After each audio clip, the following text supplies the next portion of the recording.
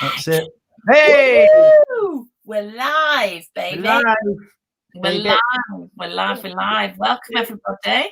My name's Claire Kennedy. I'm back.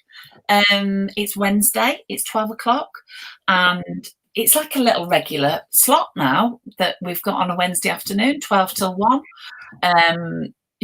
I'm the CEO and founder of Kennedy Street, which is a recovery, it's a peer-led recovery charity, actually, based in Brighton.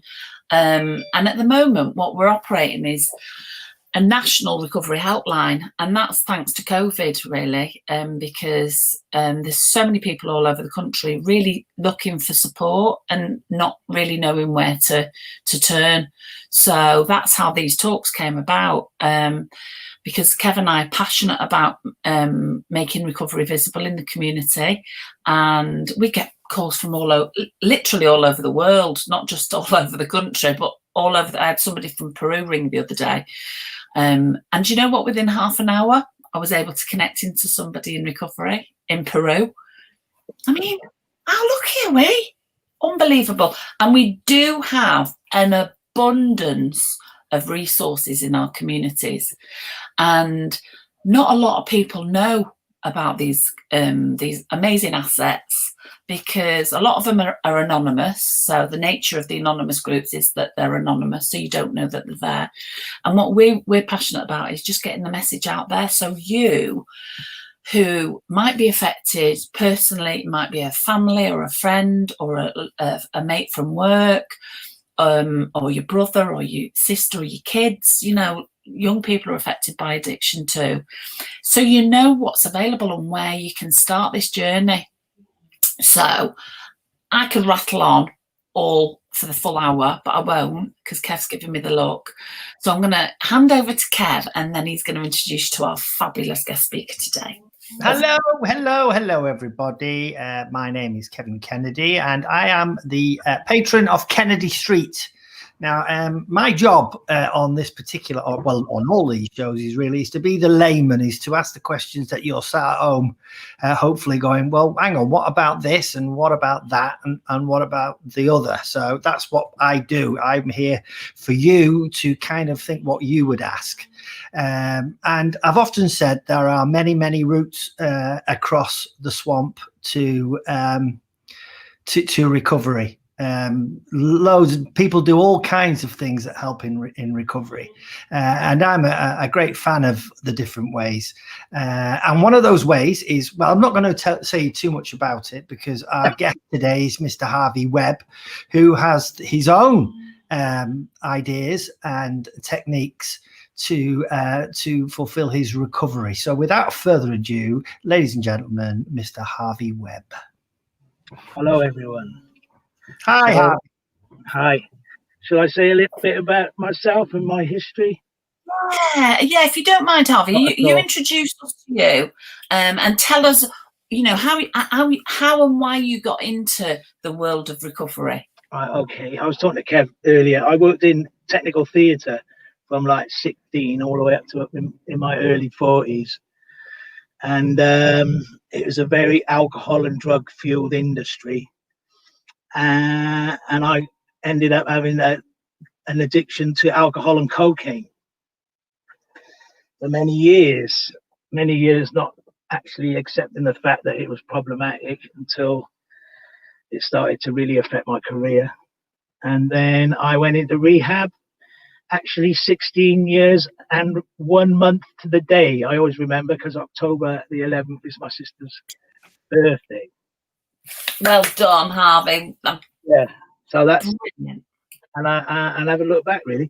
And then when I came out of rehab, I got really depressed, actually, because I didn't know what I was going to do with my life. You know, I couldn't go back to theatre because I knew, you know, it was a very high risk, you know, environment for me, and I'd then probably end up relapsing.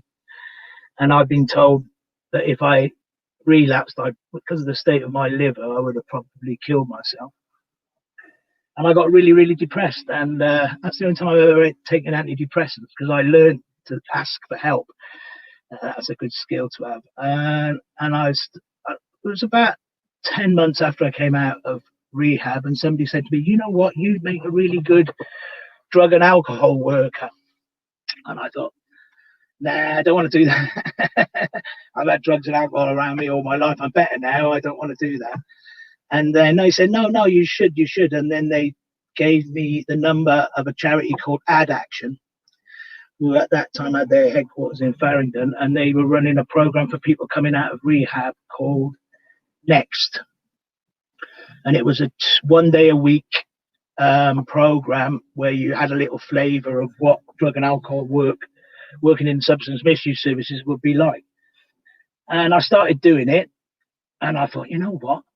I'm enjoying this. I can do this. This is something I can do. So then I went on and got retrained with Ad Action and Rugby House, two charities in the substance misuse field, and took 18 months and got myself qualified, an MVQ level 3 in substance misuse. And then I remember my first job they put me in was, I don't know if you know, Dean Street in Westminster in Soho. There's quite a famous hostel there called Dean Street Hostel. And back in those days, they had SMUs, they were called Substance Misuse Units. So that was my work placement in the Substance Misuse Unit in Dean Street Hostel in Soho. So that was my introduction to substance misuse work. And then I got a job in a new crack cocaine project that opened up in Tottenham with Blenheim CDP, as they were called. And then helped to run a day program down in Camberwell for Class A drug users. It wasn't abstinence based; it was people would come in and have a little look at their drug use. And then after that, I got a job with Thameslink. I started working with the homeless community in Lambeth. I was on the street outreach team in Lambeth, and that. Still living in London. That's when I moved to Brighton. That was always my big dream, living in Brighton from London, because I lived in southwest London for many, many, many years. And I got a job after applying for loads of jobs. I got a job with the Rough Sleepers team down here in Brighton. So I worked on the Rough Sleepers team for a while, and then I got a job with Equinox. I've been about running a five bed hostel, if you like, for men with a history of homelessness and alcohol misuse. They used to call them wet houses, but I don't like that terminology. So I get them to a place where they can manage their own tenancies and help them move on that way, get them rehoused. And then that got cut. And then I got a job with Pavilions, as was. Then I went back to substance misuse and worked at Pavilions as a care coordinator. And then I took over being peer mentor. I was the peer mentor trainer. So what I do now, my current job is BRIC coordinator, building recovery, the community coordinator for the new service here in Brighton and Hove Recovery Service. So I look after I'm training up at the moment, middle of training up all the new peer mentors who can go out into the community and support other people with their recovery, you know, because they've got lived experience and I know recovery's catching, because that's how I caught it. When a friend of mine went into recovery, if he can do it, so can I. And they're out there giving hope to people and support to people to say, you know, recovery is achievable and it is actually possible. And that's what I'm doing at the moment. Well, I'm after work remotely. I'm on my boat here in Brighton Marina, so I'm working remotely from my boat. So basically, that's my story. Yeah, and here I am. And then I suppose I got converted to Buddhism. I was always fascinated by Buddhism as a philosophy, really, and I started to take it very seriously, and I studied a traditional Japanese school called Nichiren Soshu, and I used that because I always had trouble with the 12-step reliance on God, and I was a punk generation, and we were all nihilists and atheists and all this sort of stuff growing up. And so I had really problems with that. But what I liked about Buddhism was that wasn't mentioned at all. It was human focus. It was focused on the human being. So I used that as my higher power, if you like, or my foundation of my recovery. And it's worked for me, you know, and I thought, well, if it worked for me, then obviously I'm just a bloke, I'm just a human being. So I had a dream of a Buddhist rehab, but that's still a dream. But I put together a little program of recovery based on cognitive behavioral therapy, the behavioral model, and then introduction to this particular school of Buddhism, this Japanese school, and called it Sun Lotus, because Sun Lotus is the name of the founder, if you like. In Japanese Buddhist history, there's a great sage called Nichiren Daishonin, which literally translates as the great sage Sun Lotus, because the teaching is based on the Lotus Sutra, which is a very famous Buddhist Mahayana sutra. And I started running it. I thought, maybe I'm going to put it on. And then I'm a big fan, and it's the only one of the charities I donate to. Big up Cascade Creative Recovery here in Brighton.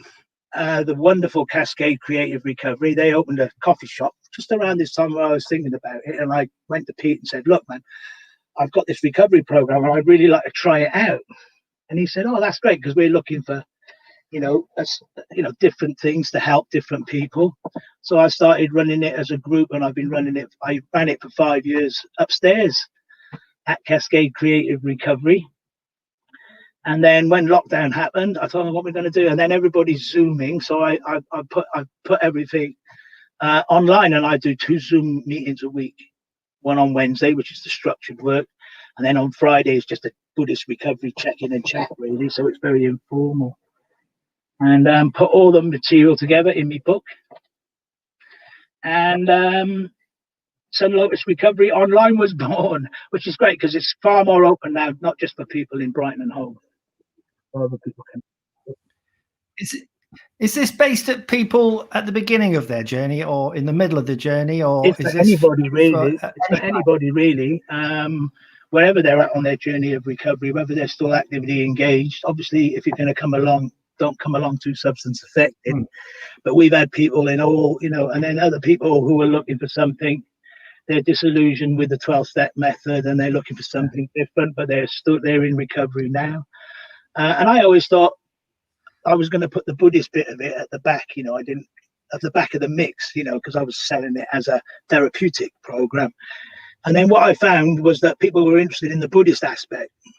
They were quite interested because of the Buddhist aspect. So, I brought it up in the mix, if you like. So it's then the evening sessions are based, the first bit, we do meditation, a chanting meditation. And then we do one of the sessions from the program. I'll talk a little bit about that later, if you like, as well. And then we study some Buddhist Dharma or some Buddhist teachings as well after the therapeutic session. So I'm being devil's advocate here, mate. So bear with me. So right, I am a helpless drunk and drug user. Right, my life's turned to crap. So you recommend deep breathing and joss sticks, or is that going to help? You know what I mean? It doesn't sound as if it's going to stop me drinking and using, does it? No, Sun Lotus is based on the behavioral model of addiction, not the disease model. So what I designed was a therapeutic program based around cognitive behavioral therapy principles that was standalone.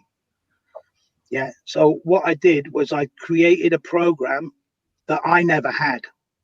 Yeah, right. Nothing to do with Buddhism, just a program that I never had that covers all the things that they didn't teach me in rehab, which is the neuroscience of addiction. Why am I like I am? Why is my brain not like everybody else's brain? So I've added neuroscience into the program. And then I've also added, when I left rehab, I went straight back to my codependent relationship for the next 4 years. And I had to leave, and that was more difficult giving up that relationship than actually giving up the drink and the drugs. But it was a toxic relationship that had to come to be some closure. So I've put a lot of relationships and emotion. So what I've done really is I've put this 3 phases. It's a 12-week program. The first 4 weeks are about the physical aspects of addiction, neuroscience, neuroplasticity, how the brain works, neurotransmitters, what is addiction. And then we look at the mental aspects. So the thinking, your thinking, and how to change your thinking and the best ways to do that, and managing your cravings management and relapse prevention. And then the final part, the last 4 weeks of the program, is all about emotions, because they're massive internal triggers. So we look at anger, we break down anger, because that's when I work with people relapse around anger and boredom. I'm bored. I was bored.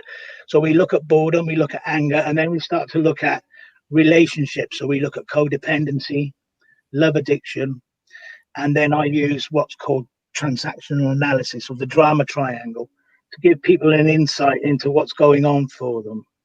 Because nobody ever taught me that in rehab. That's something that I had to learn myself in my own recovery. So I call it the A to Z of addiction, because it covers the physical, the mental, and the emotional aspects of addiction and how to manage it. So it sounds like it's the perfect thing to run along another form of recovery, another recovery process. It sounds like it's an add-on, isn't it, really? It can be. Yeah. You can use it. People do use it. I would say because it's CBT, obviously you can go along to, it's the same model as SMART recovery. Mm-hmm. And acceptance and commitment therapy, SMART and ACT, which are very kind of fashionable now in the recovery scene. So and that's just the therapeutic aspect of it. So what have your tell me your success stories? What do your customers, what have they said that's really impressed you about what you're doing? I think, well, I've helped people who come in still actively engaged in drinking or their drug of choice. And what they're finding, Vio, is find with people, this is why they got attracted to the Buddhist aspect of it, because Buddhism gives your life meaning.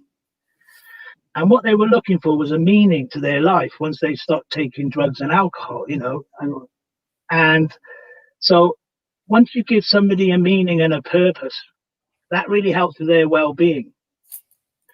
And they found that this meaning and purpose and also the self-awareness that they've gained through the program has really helped them in their recovery. I've had people who come in and they relapse, but their relapses got further and further, away from each other. They started to relapse less and less, and now they're in active recovery. And like one of my participants is now, he's moved to Portugal as a proofreader, so he's now living happily ever after in Portugal. And he's still practicing the Buddhist teachings and meditation techniques that I taught him here in Brighton. Right. Another lady who's doing very well now. She's now living over in Shoreham, quite happily. Amazing. And would it complement? I mean, so I on my journey of recovery, I loved everything about Buddhism. I thought it was really a gentle way of connecting, and it suited my journey. And my journey was a 12-step journey, so it suited me at the beginning of my process. I mean, I'm not a Buddhist today. I'm a practicing Christian today. But Buddhism and exploration and all of the tools that like meditation and things like that, they were really helpful, really helpful. And I found it really complemented my recovery. So whilst you say it's a standalone process, would it complement utilising it, so like Kev said, side by side with most another? Definitely, because therapeutic recovery is all about cognition and awareness, and developing your self-awareness. And I always say recovery really is rebuilding your relationship to self, finding out who you are and rebuilding that relationship. And of course, what Buddhism's just more awareness. Buddhism says that we have the potential to become totally enlightened.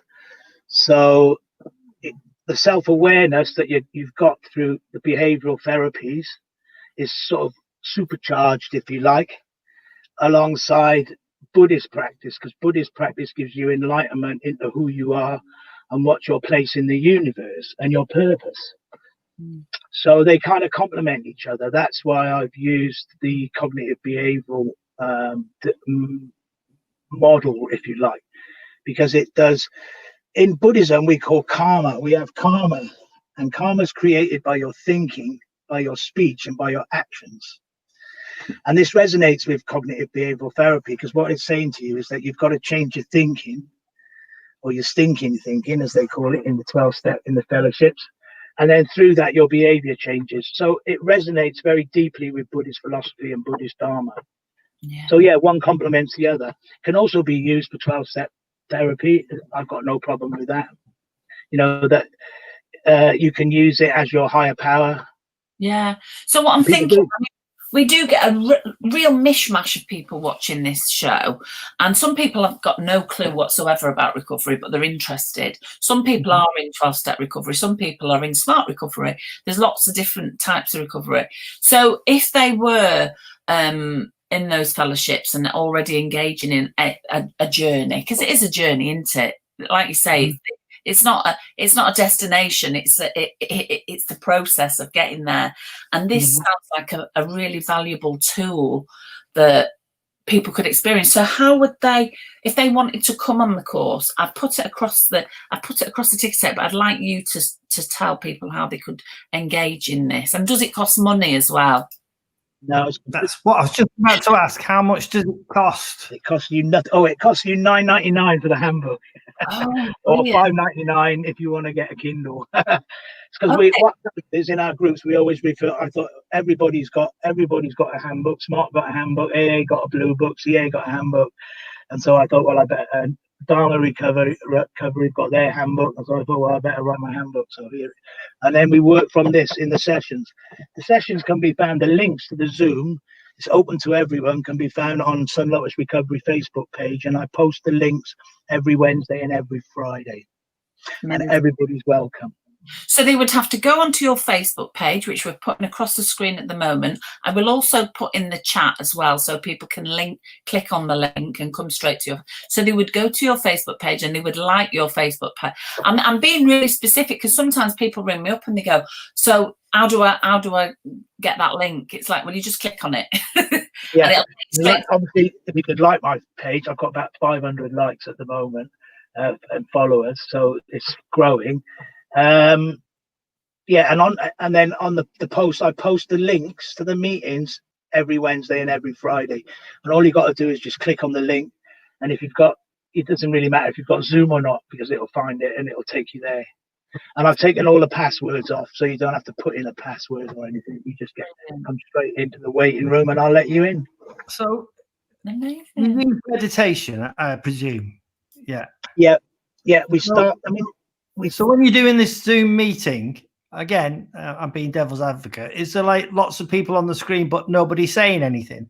They're just all breathing? No, because this is a big debate in meditation. There's many forms of meditation practices, and there's always a debate between reflective meditation, as in mindfulness, which I'm sure people might be aware of because it's big in the West. It's like a Zen Buddhist practice that the West has captured, that little bit of Zen practice. And then there's also active chanting, dynamic meditation. So you're chanting a mantra. And literally in Soshu, we have a Buddhist chant that we chant. Nam Myoho Renge Kyo. It's quite a well-known chant. To different Buddhist schools. When I first got into it, I was chanting all sorts of things because I got into Tibetan Buddhism. So I was chanting Om Nami Padme Hum. And then for one bit, I was chanting Hare Krishna. I was just trying to do, because I've always been kind of interested in Eastern philosophy anyway on my journey. So we all chant together for 15 minutes before each meeting. Either you can just sit there and listen or join in if you care to, because it's a daily practice that helps to ground you. Somebody described my sessions as mindfulness on steroids, which I loved. So Sun Lotus, it's like mindfulness on steroids. I'm going to use that. I like it. It's, I mean, chanting, it is a very mindful act in itself, isn't it? You can't be anywhere else when you're chanting. No. You literally in the moment. It's like prayer, isn't it? If you pray it can be like prayer. You can use it in many ways. Yeah, I mean, what I like about it is that you're using more of the brain. So you're using the speech, and you're using the your hearing, and you're also, if you want to take it up properly, we have a mandala, an object of worship that we chant to. So you're using all the senses. Because I never really got on with reflective Buddhism. I was doing, the meditations, mindfulness, because I just found it very difficult because my attention span's not great, and I find it really helps people with ADHD. It's probably better for them because you can always it's more of a physical. There's a physical aspect to it. Absolutely, so, it makes sense. What happens after the 15 minutes of chant? I mean, I'm really glad that you said you can just listen, because I just envisaged some poor soul in a bed sit with the neighbours banging on the wall, thinking, "What's going on here?" So that's going mad. But so after the 15 minutes of chanting or listening, right? Yeah. So what happens then? Right. So then on the Wednesday, it's the structured work. So then we're running a program. There's 12 sessions in the book. So then, like tonight, we're doing session 11, which is codependency, love addiction, the narcissist and the empath, and then practice oneself and others. So then we'll read through the handbook and discuss. And then if it resonates with you, which it usually does, because I find that people with this addiction disorder, we've all got so much in common, and it's such a shared experience. And then we discuss what that actually, how does that relate to your recovery, and have you had that experience? And I think especially people really do like the work around codependency, because relationships are so important in recovery, because when they go wrong, it can be a really big trigger. And so we discuss that. And then we'll have a little break, and then we discuss the Buddhist aspect of the evening, which tonight will be practice for oneself, and then practice for others, because we're all one. So you're not just practicing for yourself; you're practicing for the whole planet, really. And what about security? I mean, is there a kind of no names, no pactorial sort of thing where you don't discuss what's going on outside your meeting? Because someone might share something that's quite sensitive. Yeah, obviously it's the same sort of rules as an AA. It's a closed group, and everything that's said in the room stays in the room. And it's up to people. If they want to put their names up like this, they can do it. But if they don't have to. If they don't want to share their video, they don't have to share their video. They can just come in and have a listen. We've had people do that. They've just come in. They've just sat there. Yeah, I think it's great. I think it's a great. I've never had a greater success rate than during the pandemic, to be honest. There's been a greater need, and that hence the reason for this national recovery helpline that's emerged. But I've never had a greater impact in integrating people into recovery systems, because everything's gone online. It's amazing. It's like, people in Scotland couldn't have come on your course in the past because you were operating out of Pete's Cascade Cafe, whereas now anybody can come. It's brilliant. Yeah, we've had people from Stockholm, and I had somebody from Oregon Amazing. come along. Yeah, so I'm really happy about that, because it's gone kind of global. If you want, in theory, obviously we're very small and nobody knows about us. And I know we're not for everyone. Really, it's a spiritual. If you're into spiritual recovery, but you have problems, because a lot of people have problems with the 12-step model, and so it's just an alternative. I always say to people, I don't mind what gym for the brain you go to. Just make sure you go to the gym, because you're reprogramming. Yeah, that's the way we've always had that philosophy. Me and Kev have always said, you know what? In the 22 years that we've been sober, we've met so many people. We've been blessed. We've been all over the world. We've met amazing people doing some amazing things. This is why we love you coming on the show, because you're one of those amazing people who's making a difference, who's just getting out there and doing it and saying, you know what, try this, have this in your tool bag. And so many great tools out there, but people just don't know about them. So it's exactly. It and is. We're definitely Marmite. We're definitely a bit Marmite. Some people come along and go, what's this all about? And because I think for Westerners, especially, chanting meditation is very alien. there isn't that spiritual practice that they have in their daily lives in that sense. I suppose maybe Catholicism when you chant the rosary, maybe, but it's very alien to them in the secular world that we live in, so it's a bit, so there's a culture shock there, but then a lot of people just pick it up. Some people are just like ducks to water. They're just like, it's amazing when you see it. And I know they're not for everyone. So, I mean, there is some resistance in the comments. And I just have to say on behalf of Kennedy Street, we just want to showcase all the different ways that people can get into recovery. There's no judgment here because what works for one might not work for the other. People use all kinds of different things to get into recovery, whether it be painting, whether it be PlayStation, whether it be music, whether it be writing, poetry, art, gardening.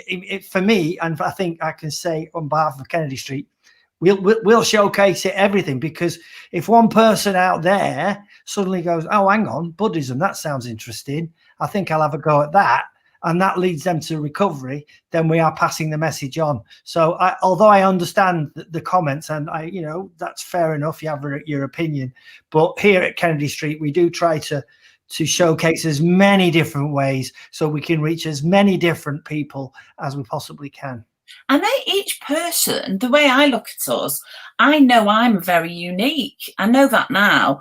You're unique, Kev's unique. We've all got a journey to go on, haven't we? And our job, like you say, it's like go to the gym. As long as you go to the gym and finding what works for you, what exercise works for you, what tools work for you. We're not biased at all. We're just open to inviting everybody and anybody who's doing good stuff, who's changing people's lives. Because Harvey, at the end of the day, like Kev said, if one person, I'm sure many people are affected, if one person gets into recovery and is set free from this absolutely crippling condition, job's a good one, as far as I'm concerned. Yeah, it's a good one. It's amazing what you're doing. Amazing. So what I wanted to ask you is it drug specific? Is it sort of just drink and just drugs, or is it open to anybody with any addiction? Yeah, no, it's a behavioural model. So it's for any, it's for substances, it's for sex, it's for food, it's for gambling, any behavioural addiction as well. Brilliant. Okay. And when the pandemic's over, God willing, will you get together? Will you have a premises where you can do this in a group? Yeah, I'll go back to Cascade, because Cascade Creative Recovery are wonderful, and they allow me to come in there and do a weekly group. But of course, I'll keep doing the online groups as well. Yeah. Yeah, I've been trying to get Pete to come on the show. I'd love for him to come on and talk about what Cascade do, because they're another innovative project in the community that use arts and creativity and writing and poetry. And it's not for everybody, but it works for some people, doesn't it? Yeah, definitely. And it also builds a sense of community, because you've got to build a new life. You've got to build new friendships with people who don't use substances. So recovery's about building a new self and a new life. And they definitely do that. And I think, that's what we offer with Sun Lotus as well. It's definitely a radical way of looking at what you are, who you are, and what's your point, and what's your place in the big scheme of things, if you like. Yeah. We teach a specific Japanese school. I see some quotes about the Dalai Lama and stuff like that. And of course, Buddhism's 3,000 years old, and there's many, many, many different traditions and cultures. But I specifically teach Japan. I'm a bit of I love Japan, and it's a specific Japanese Buddhist school with a very simple practice. That's why I think it's relevant to today's world, really. Yeah. Oh, Kev, you need to unmute yourself. Oh. There are some comments coming in now which are on your side to a certain extent. There's people like Ryan has said he did a meditation form of CBT, and he's 19 months sober now. But to be honest, when I was given the gift of desperation in early recovery, I think I would have probably tried anything. If they said, I want you to breathe deeply and smell these joss sticks and sat in the lotus position, I would definitely give it a go, because I was desperate. It wouldn't have worked, I don't think, but but that's me.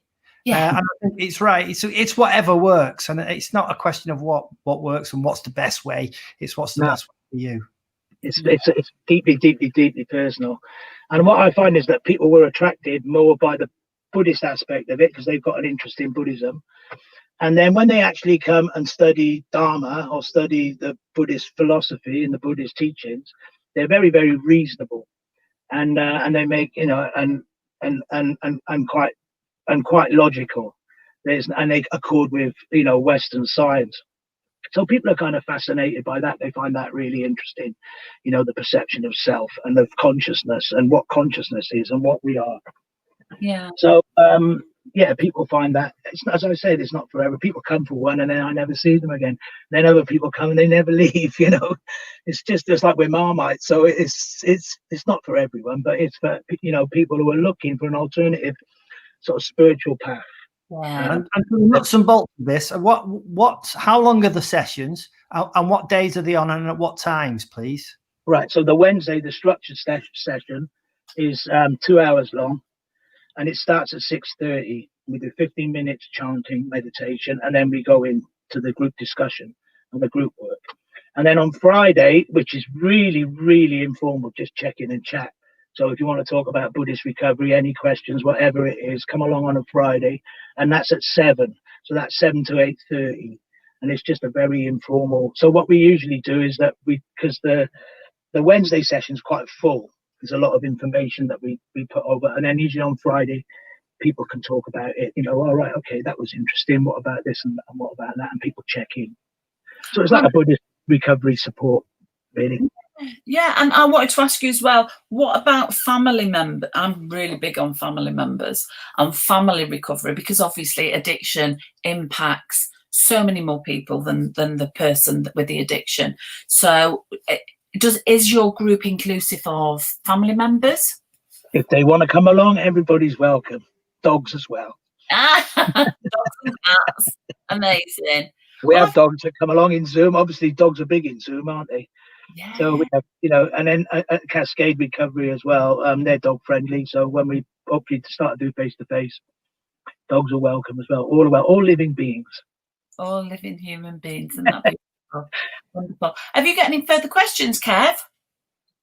I'm trying. It sounds great to me, to be honest, and I can't really think of anything apart from the stuff like do you have to wear special clothing, or does it matter what you're wearing?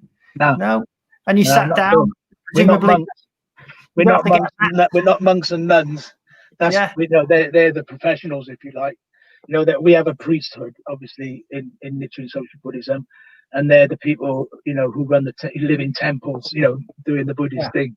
They dedicate their lives to it. Whereas we're lay people. I'm a lay person, and it's a faith. So, but you don't.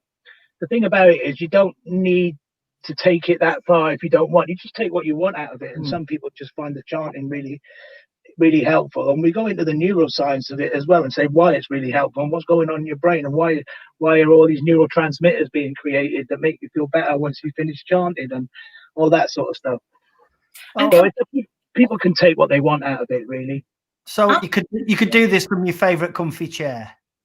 Yeah, when I started doing it, I just chanted to an empty wall, a blank wall, and then I kind of put a little picture of Buddha up there.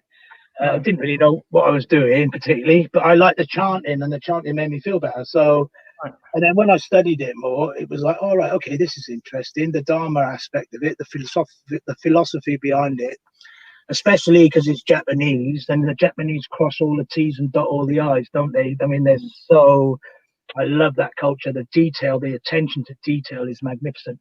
So in this particular school, the attention to detail in the teachings is magnificent as well. So the more you understand it, it's like a revelation all the time. I've been practicing over 30 years now, and I still find it. I've still got so much more to learn. As Claire says, it's a journey. Well, I think that the key thing you said there, Harvey, is despite everything you've said, the one thing that really stands out, it made me feel better. Yeah, exactly. Without using mind-altering drugs or whatever. And that's really is all that matters, isn't it, really? Yeah. In the end of the day, In the end of the day, that's what I mean. Buddhism's all about. All Buddhism's about is being happy. It's about human happiness and how to overcome human suffering, and that's all it's about. It's about becoming happy and content and having a sense of well-being. That's the main. That's what Buddhism is. It's the help. The Buddhism's about human suffering and how to overcome it. That's all it asks. It doesn't ask if there's a God. It doesn't ask all these big questions. It just asks the fundamental existential question: is what is human suffering, and how can we be happy? Amazing. That's all it is. And Harvey, so if somebody's watching and they think, oh, actually, I'm really interested in that. Sounds like it might suit my journey. Can they buy your book and do it without coming to the groups? I think it's an interesting read. I mean, what you'll find is in the book, the way it's made is that it's really interesting if you've got a loved one who's got addiction, because all the therapeutic stuff is really eye-opening for people, to understand what addiction actually is, and and how it and how to treat it. So it's a really good read for people who've got a loved one as well. I mean, I had a review on Amazon, and it was like the model of addiction that I've made, because there's different models out there, the disease model, the behavioral model. So I made a Buddhist model. It's quite technical and it's quite philosophical, so it's quite a difficult read. But then once you get into the actual program, it's quite eye-opening, to talk about the brain, the lizard brain, and what is addiction, and then different aspects, the emotional aspects, the mental aspects, how the brain works. So it's quite it's an enlightening read. And I say that if you do the 12 sessions, and we're on 11 now, so 12 is next week, and then we go right back to the beginning again, session 1. You can drop in if you get something out of it, but it's really great if you come at 1 and then go all the way through. But if you keep coming, you'll do it all anyway. And then by the end of it, you'll definitely be more enlightened than when you started. Well, I think it's brilliant. I'd just like to say thank you, Harvey, for coming on and giving us another route, which is always important. Absolutely. Yeah, I think you're doing a sterling job, Harvey. And I think, anything that works is my philosophy, and what suits you might not suit someone else, and what suits me. And our job is to collect the tools that suit our recovery journey. Me and Kev are very different people. What he finds interesting, what helps his recovery, is actually being creative, like playing the guitar, and he's lucky to be in a profession that encourages and nurtures his recovery. The creative arts, it's whatever works, isn't it? I think recovery is creative in its essence, because you're creating a new you. And that's what, and we all have that creativity within us. We all have that potential to grow, and that's what recovery is about. And this helps you to tap into that unlimited potential that you've got within your life. We call it Buddha nature, and that helps you to change. That helps you to grow in a positive way.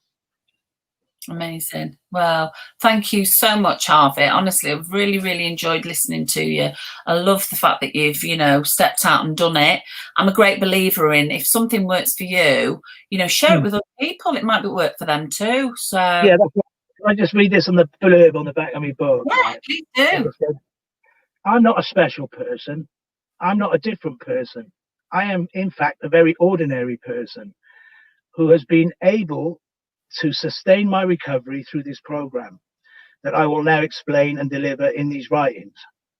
If I am able to succeed in using this life philosophy, faith and practice to maintain my own recovery from my addiction disorder, and to experience my own personal growth and development into a better, happier, more contented human being, then I believe that this can also be the experience of anyone else who chooses to follow in my footsteps, whatever their nationality, gender, race, or sexual orientation, as these teachings and practices are truly universal and transcend all such distinctions between us human beings. If this endeavor can enable and empower even a single person to transform themselves and enable them to break free from the chains and shackles of the painful and life-devouring brain disorder, then my mission would have been accomplished. So even if I help one person overcome say themselves, because it's life and death, this stuff. So even if I don't help one person, I'm a happy man. And that's what we're here for. That's what I believe. That's what we're here for. We're to be the best version of ourselves. So thank you so much for being the best version of you, Harvey, and for all the effort that you've put in. I mean, the effort that you've put into your own journey, but in sharing it with other people. People don't understand the enormousness of that. It is bold. You've got to be brave. You've got to be dedicated. I mean, us doing these talks, us sharing our own personal experience, it's all personal, of course. Everybody's different, but it's bold, and that's what we're here for. We're here to be bold, and we're here to be brave, and we're here to help one another.